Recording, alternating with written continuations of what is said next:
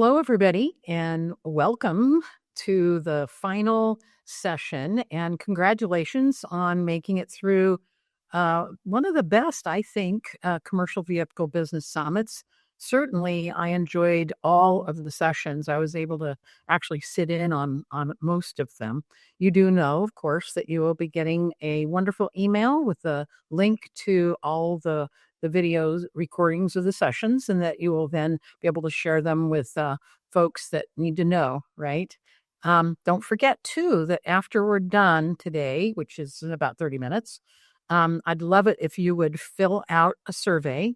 Yesterday, the survey results were very helpful, and that's what we need. We need your input on how to improve and or what you're interested in. So, without any further ado, I am going to introduce one of my favorite co-conspirators in the CVB Summit, my favorite futurist for sure, Steve Greenfield. Hey, Steve. Kathryn, good to see you. Thanks for having me on. It's always a pleasure, and it's a great way to end the conference. It is, and so that those because we've actually grown our conference numbers quite a bit, so there's a lot of new people. If you Okay. wouldn't mind just kind of giving them a little background about you and kind of what your thing that you're doing now, because it's very Yeah, interesting. that's great. Well, thanks. I've been in automotive for about 25 years now. 5 years ago, started a venture capital firm. We're on our third fund, and we're making early stage investments across the globe in anything mobility related, not just automotive. Looking for entrepreneurs at the very early stages.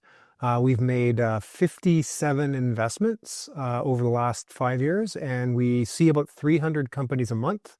So good, solid deal flow from around the globe. Invest in about 10 companies a year. Um, Also publish a lot. So have two books out: The Future of Automotive Retail, The Future of Mobility. But maybe most relevantly, I also put out a Monday morning newsletter Yes. that's free, and that's widely read. About 16,000 people reading that now. And if you're interested in staying abreast of what's going on across automotive and mobility more broadly, it's a free publication. Comes out at 7 a.m. Eastern on Monday mornings, and happy to get you signed up if you're interested. I have actually have brought in a number of people that have signed up and been very excited to have that resource available to them. And I'm gonna before I go back to what you're actually doing, I want to tell everybody that Steve and I have known each other for a while, and we've really enjoyed. We end up sometimes at the same conference, and we talk otherwise. And I remember the day when he had the wonderful diagram of all the different things in a dealership, right? Right. That a dealer has to pay attention to that are revenue generating or operationally important, et cetera, et cetera. And I said, Steve, where's the commercial department? He went, oh, You they called me up. probably have You called me up. Exactly. And I did, and I have since. Exactly right. That's right. A- That's And right. with every passing year since then, it's an increasingly important area of delivering revenue and profitability for dealers. Yes, in fact, Steve, we were at obviously NADA, but immediately following that, the following month, we went to what is called Work Truck Week, which is held actually in Indianapolis every year, and it's so fun. If you like work trucks, it would be fun just to go there and spend a day wandering around and looking at all of the stuff. But at the Work Truck Week, we announced that we have committed to and built a commercial CRM that is designed really native up Right. because it's so different when you look at what a dealer needs to do to serve a business. The retail technology just doesn't work because Right. that's all hyper focused on how do you help a consumer make a decision about a vehicle for their family. Very, very 180-degree different than how do you help a business buy the right truck or van so that they can generate revenue and be secure in their uptime, etc. And so we there were two really key things. One was none of the current CRMs actually focus on a business and what the business. The record is the consumer. No, the record's Right. the business. And there's all these people and they have different roles and they might be communicating with different people at the dealership. So encompassing all of that, being able to track things like what their rest of their fleet looks like.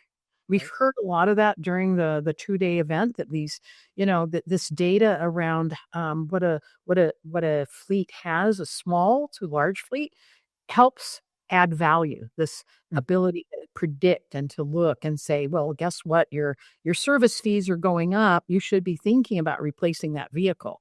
Or the Right. use case that you have typically has a replacement time period of X, Y, or Z. So Sure. that part is really exciting. But the other part that's just kind of mind blowing is that today, every single retail CRM requires desking a vehicle individually.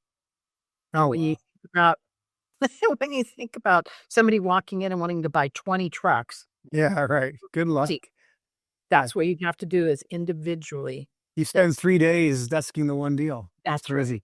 So anyway, we're really excited about that. And it kind of, I haven't talked about it much. Well, I haven't talked about it at all in the last day and a half. But to me, it's what I've heard is this business intelligence, being intelligent about what we need to do for this space. And that Mhm. commercial's a little behind where retail has been because it hasn't been particularly uh, understood. Sure. Um, in the last year, we've seen a lot of the OEMs, though, start to understand where the stableness comes from, where Right. the steady buying and, wanting to enhance the offering to businesses through other services besides, I shouldn't say just the vehicle, but in addition to the vehicle. And we've seen that. And to add to that, not only we've seen a lot of the so that's that's the U.S. manufacturers, but now we've started seeing a lot of the other manufacturers looking at, well, how do you talk to a fleet? Because of course, fleets purchase sedans and SUVs and all sorts of stuff. So it's kind of exciting now. Well, let's poke on this a little bit. Let me interview you for a second. So, let's get some insight into the mind of an entrepreneur. You've been very successful. You've built an incredible business now. I would imagine for some time you've been thinking about this idea of a CRM. But how does an entrepreneur like you prioritize these things? Where every time you look around any corner, you're like, oh, there's a need, and I'm sure you've got a laundry list of different things you guys could build, new ideas you could pursue that would help, fleet owners, help the end customer, help the dealer around commercial. How does that evolve, and how do you then decide to launch a CRM in amongst all the other opportunities that you could launch? Well, I think I'll start with something that I saw. Everybody, I should tell you that Steve's really kind of institutionalized or proceduralized the concept of how do you pick the right entrepreneur and how do you actually help them, be successful. And which you have to do with early startups because it's a lot of passion, a lot of Mhm. how are they thinking, like you're asking me. And to me, I know that I heard you. It's the horse. I mean, it's the rider, the The jockey, jockey, not the not the horse. horse, right? The jockey, not the horse. And At least at the I early stage, at the early stage, right? on the early stage it is because it is that trying to figure out to me it's very dimensional. I Okay. actually have something in my head that shows me where everything kind of stands to the point that you're asking, like, where do you start? Like, what is the main pain point? What is the real problem that would at either initially, which unfortunately for me it wasn't, it took a long time, but it was the main pain point that would ultimately get people motivated to make change in how they behave. I see. Because that's really what it boils down to. Right. Is, if you can have the best idea in the universe, but if you can't get people to adopt it or to change Sure. the way that they behave, poof, right? Right. So a lot of that is timing, and entrepreneurs, I think, who are successful learn to maybe pause because the timing is too early. You can see something earlier, but now isn't the time, because if you use up all your juice right now, Right. then it's gone, and then in 3 years somebody does it. Yep. Right. So I think that probably is it. The other thing that for me was really interesting, because this isn't my first company, was this moved so slowly. Like from 2012, when we had our first dealership installed, I was able to do what I call a lot of plate spinning. Okay. Right? Normally, I'd say, well, stay very, very, very focused. But this was like, holy cow, I'm going so slow. So I was able to learn and talk to so many different diverse parts Mhm. of this very complex ecosystem and learn about other stakeholders, which was accidental, quite frankly. It wasn't like a strategy, but what it did is it gave me that really broad connectivity and understanding And perspective, right. and Right, absolutely. perspective, so that, to answer your specific question, when we go, well, what's the next thing we should focus on? Then you have a clearer picture of how many different stakeholders will this have value for. I see. Gotcha. Yeah. And I think that, you have to look at the value, and it's either short-term value or long-term value. But it has to be measurable, and it has to be meaningful, and you have to be able to explain it. You know, that's been some of the challenges, especially for people outside of this industry, because it gets complicated really quickly. Yeah, Think about a value of a vehicle in this space. There is no black book. There is no anything yet. This is where AI will definitely be helping. sure. But, Sure. we have a lot of data. We have data that says a dump truck across everywhere has a range of prices. But immediately when I go, well, but where is this dump truck? What is it made of? How long is it? Who's the manufacturer? Right. What kind of chassis is it on? It gets immediately, you go from, okay, well, that's interesting, to it gets really complicated. Maybe, and when you look at being able to use data to validate stuff, if it gets such a tiny sample really quickly, that makes it especially difficult, right? Do you think that AI will help us in terms of like using just simply photographs of the commercial vehicle, being able to discern, what are the installed options and what's this vehicle worth just on photographs? Well, I could talk about some of our projects that we're working on, but maybe that would be too If they soon. aren't top secret, maybe. I'd love to hear that. I will say that, I'm very proud that a year ago we got a new investor. I mean, I loved our original investors. It was the thing I promised my husband, that I wouldn't yet refinance our house, and he's better hard. So I did exactly the traditional investing path that you're doing, like early A, B, right? Right.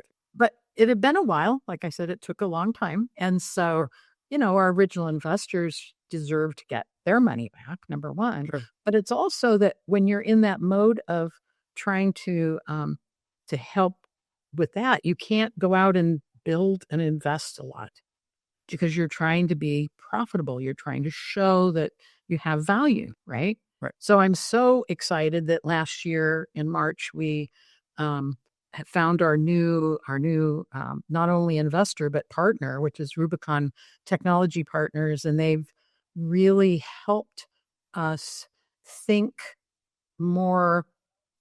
I'm just think more. I mean, like, they had the resources to take a lot of the data that we already had and show us whether or not how we were thinking was spot on, or whether we were missing ideas and pathways. But they Interesting. listened to our experience, and because we were successful, they um, pushed but didn't demand or direct completely. Having said that, AI is our new best path. Right. And explain that to me when you say that. What does that mean exactly? It means that we have for a long time been software as a service company Mhm, mhm. with a whole lot of data that we haven't started really maximizing. Right. And, of course, anybody that is in kind of like the investment space or whatever has heard that SaaS is dead and Mhm. AI, whatever, like not really. But it is true that data is the key. It is Yeah. the foundation of the Yeah. future. Agree. And so that's a lot of what we covered over the yesterday and today, Steve, is where are these silos that if we could just connect them, it would give true value to the industry, which is still 50% inefficient right now. Right. It's a huge, okay, new and used is probably close now to 400 billion a year. But when you look at all the services around the life cycle of vehicles, it's over $2 trillion, and and nothing's Amazing. really connected. It Amazing, huh? it is. Amazing. Yeah. All kinds of opportunity out there. It is, but such a wonderful space. And, you know, um, I know maybe I haven't said it on this session, this whole 2 days, but it's the hardworking, salt of the earth backbone of the U.S. economy, Yeah. Right. Exactly. and you know, 80% of our GDP depends on fleets. Right. Right. So, yeah, Moving around cargo and people. yeah, and I know that I love the fact that you're looking at lots of things. What are you seeing that flows through your um, that funnel of view? That I mean, AI is it in everything now that you're seeing? Yeah, well, it seems to be right now from a venture capital standpoint, something like 65% of all companies that are getting funded are AI companies. If you're not an AI company, it's really hard to get funding and get the attention of investors at all. Mhm. But the way we're looking at AI is really through the lens of three different areas. So one is just generative AI and the impact there. So think of your Chat GPT. And any human who's sitting in front of a computer screen, whether that's a laptop, a desktop, or a phone, who's doing repetitive tasks, some of their work is going to get automated. And ideally, you start with the most mundane, most repetitive tasks Mhm. to free them up. Suddenly, their productivity goes up. But more importantly, they're freed up to work on the higher value things that they couldn't get to before. So I think that's very exciting. And we're seeing that cascade across every industry right now. Number two is robotics. So embodied AI or physical AI, they're calling it. But the same that I just described for Gen AI applies to repetitive tasks that are physical in nature. Right. So whether it's assembling a vehicle on the factory floor, whether it's upfitting, doing physical labor there, or whether it's in warehouses, supply chain, et Mhm. cetera. A lot Yeah. of those roles that are mundane, subject to people getting injured, are going to be outsourced to robots. And these might not look like humanoid robots. They may look like nothing like a human. If you go into an Amazon warehouse, there's all kinds of robots that don't look like humans. So that will automate a lot of the blue collar work that's more dangerous, more repetitive, more mundane. And then the last is autonomy. And autonomy is coming to commercial very quickly. Maybe in some ways faster Right. than Waymo's coming to passenger vehicles, which is exciting. And for commercial, it's very interesting to think through what percentages of miles driven in the future may be automated. There may be a human behind the wheel, or maybe not. And we're going to see pretty quick adoption of autonomy for vehicle miles driven, whether it's commercial or passenger vehicles. And these are the three buckets I think about for AI. There's huge strides being made in all of those. Generative AI for white collar tasks that are automated, robotics for blue collar tasks that are automated, and then autonomous vehicles in general, but specifically focus on commercial. And it's exciting. It's daunting, the amount of change that's happening, but very exciting. And there's all kinds of opportunities across that spectrum from an investment standpoint. I think I've got a fourth one I want to talk about in a minute, Yeah, but I right. I want to I want to mention that the autonomous what you said, it's like sometimes things happen in the commercial space faster because if there is an ROI, they will do it. and yay, because that drives um, comfort. It drives Well, I would say an experience. ROI or a pain point, shortage of drivers, or the fact that a driver can only drive so many hours per day. Right. And you may have a human drive that and then, hop in the back and go to sleep. And maybe the vehicle can drive some of those miles automated safely. And it increases the productivity of that human. Well, they've already, off road, Oh, yeah. mining and farming And and construction. etc. And growing up on a farm, I mean, driving the tractor up and down and up and Right, down, right. or shaking the fruit out of the trees, right, or the nuts. Yep. Yeah, I mean, it to me it makes a lot of sense. Um, I know that I've watched in the heavy duty space, that's really where a lot of the focus has been in autonomous. So I'm very excited. I know that I let you know the other day, but I'll just mention it here that Work Truck Solutions announced last week that we acquired a company in the heavy duty space. They're a really well loved um, heavy duty CRM company called Arcadium, and we're real excited because we know that to truly serve the entire ecosystem, we have to be good at and helpful at all class 1 through 8. So that's exciting. And I would add to your categories a fourth one, which is humans just have a certain capacity for complexity. Like Mhm. uh, my previous study and conversations was there's like a cap of 100 items or something like that that your brain can kind of keep and think about or connect with or whatever. Mhm. Mhm. So when you start getting into what I've always loved, the really complexity of this industry, and you look at the different silos of where the data are, and you Mhm. start thinking about, well, how are we going to go out and connect those data silos, and how are we going to be able to move through a pathway to make those connections have value for day-to-day operations or Right, for improving how customers can find things or any of right, that. It's so complicated, right? And so to me, I would add a fourth one, which is just data brain power. right, right. So are you Yeah. seeing like I think that that was kind of like one of your last presenters was kind of talking a little bit about that, huh?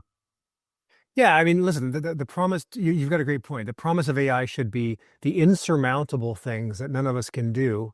AI should be able to work tirelessly to get the things done, right? So the promise here is that we may, in our lifetime, find a cure for cancer, not because humans are going to figure it out, but because the machines are going to be able to collaborate and figure these kinds of things out. So problems that up until now were just, to your point, so complex that we would never be able to fathom that we could figure them out, turn the machines loose on them, and suddenly, it democratizes software development. For example, people like you and me can sit on a weekend and we can spool up software. So never would have in a million years have thought that this where we are today is possible, and the progress is just so rapid. Who knows where we're going to be in 5 years? I like early today, the first thing today we talked about some small things that you could do and not being afraid. 'Cause Right. right. What we Embracing, just talked about was embracing. very scary, it's Right. very Right. scary. And but I'm a pragmatic optimist. That is my label. Right. And Right. to me, I think that, learning and growing is always good if you do it for the right reasons, of course. Um, and I think that if you think about what humanity really is, we're like snowflakes, right? Each one of us is totally unique. Right. And that is precious. And that is something that will never be gone in this world of um, AI. AI Right. will be able to do things, but we're still going to have to look at it through a lens. We're still going to have to understand it. And I mean, unless we just, oh, never mind. I was just going to say, I'm turned into a whole planet of robots, but I don't think that's going to happen, Steve. I've read all those books. Something always turns out okay. But the whole concept of being authentic still, and I Right. think, that was one of the things I talked about with Greg this morning was, well, sure, you can have, AI write you an email, but, let's make sure that it's you, that Right. you haven't given up the authenticity, the uniqueness of who you are, just to make it easy, just to, have it be faster or more convenient. Um, that's going to be, I think, the big kind of trade off of where we're heading. So what has you most excited, coming back to work truck solutions, in terms of leveraging AI to do things that 5 years ago you never thought would have been possible? Again, I'm very pragmatic, right? So I my getting really excited is actually getting stuff done Right. that has value to the stakeholders that we haven't quite been able to get to because it's been so slow and because that there haven't been enough resources. So I'm very excited right now.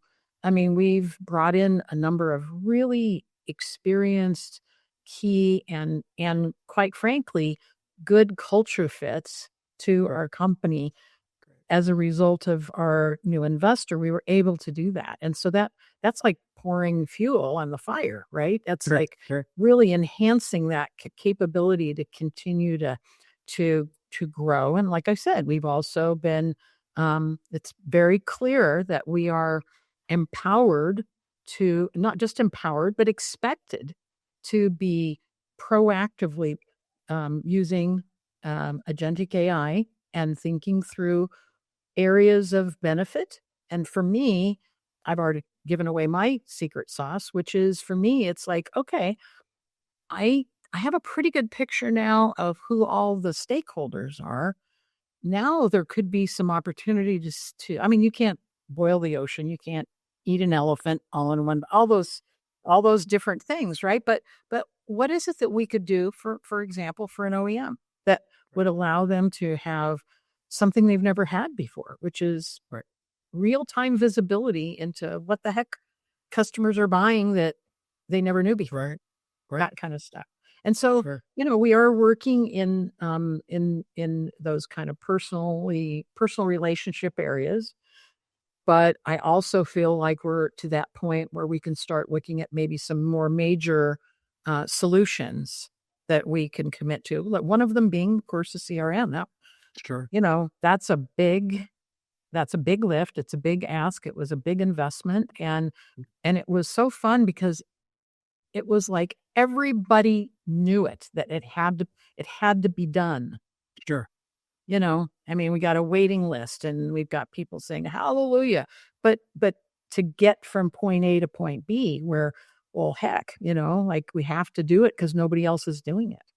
Right. So um yeah, I'm not sure I do think that for me it's not changing um my personal life a lot. I've always been a semi early adopter with a little bit of I don't have enough time to do everything that, everybody that is manic about doing it would do, right? Right. I have 4 granddaughters. They Right. keep me on my toes with all the stuff that is Right. changing in their world, like just Sure. organically changing. I'm like, "Whoa, okay. Right. Yeah, so different." Right. How about you? What do you think the big next thing is? Yeah. I mean, we're just trying to understand just how quickly AI will evolve here and Mm. stay ahead of it. I think that it is an exciting time. We spend a lot of time with dealers, and many of them have commercial offerings, and trying to figure out sort of what does the dealership of the future look like?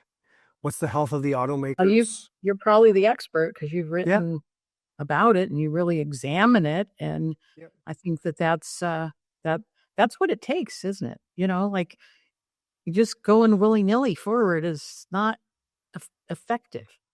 Right. That really thoughtfulness about it, and, when it comes right down to it, you can't do everything. Right. That was your first question. How do you pick, Right. I right? pick. Yeah.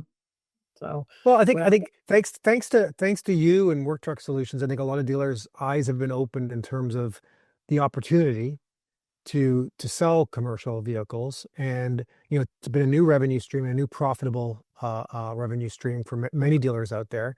And we're going into a world where there's a lot of uncertainty for dealers, and they have to focus on what's controllable, not worry as much about what's uncontrollable. What they mhm, can control is whether they're investing in a commercial department and how much effort they're putting into that, mhm. which tools they're using, and who their partners are. So I do think that dealers out there who want to be masters of their own destiny and think into the future, have been and will continue to be wise, thinking about how do I generate more profitability and thus insulate my business by embracing commercial in the right way to find customers in my local market that are demanding these kinds of vehicles, and how do I better serve them? And what's really interesting is all the interviews that we've done lately, and some of the panelists, it's like it's not even just their local market. It's like the dealer has the opportunity to kind of think who they want to be and how they want to Right. grow. I strongly recommend knowing your local market, and because there's so many side benefits to doing business with local businesses that Right. affect the Right. whole business at the dealership. But, Sure. I was listening to one of the panelists yesterday, and he was like, "Well, yeah, we sell nationally, and I'm like, Interesting. so actually, what is the specialty? Well, we specialize in being able to be timely and dependable and that kind of stuff, and Hmm. make sure that they see us." And I'm like, okay, that's great. And then some other dealer is like, well, we've gotten really good at police cars. Or another one says, we've really focused on construction white metal, Right. and Right. it's so this is kind of why I love this, is that, I've turned into a dealer lover, I swear. Right. I Right. wasn't sure who dealers were when I first started in the industry, but they are like entrepreneurs. Right. They are. And so it's cool because each one has the ability to kind of look at this kind of opportunity, which, like you said, is very, very stable. It's an opportunity that every day somebody needs a truck or a van. It's not like, ooh, or something's going to happen and I can say, I'll wait. Right. That doesn't happen. I need it No, now. needed now, yesterday. Yeah, Yep. exactly. Yeah. Well, I really appreciate your spending the time with us. Me. Kathryn, thank you. And congratulations on yet another great conference.